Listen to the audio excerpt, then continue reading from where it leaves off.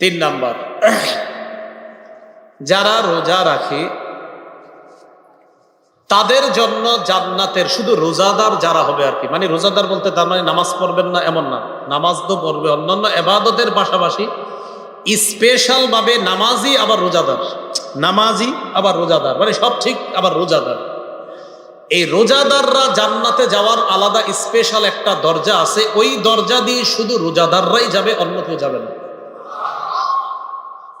ক্বালা রাসূলুল্লাহ সাল্লাল্লাহু আলাইহি ওয়াসাল্লাম, নবীজি বলেন, ইন্না ফিল জান্নাতি বাবান ইউকালু লাহু আর-রায়্যান।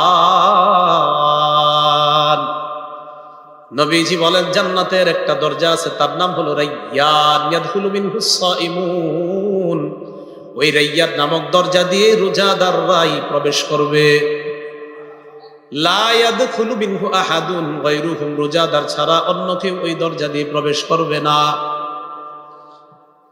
নবীজি বলেন, ফাইদা দাখালু উগলিকা, রোজাদাররা যখন রায়্যান নামক দরজা দিয়ে প্রবেশ করবে, করার পর উগলিকা, ওই দরজা বন্ধ করে দেওয়া হবে।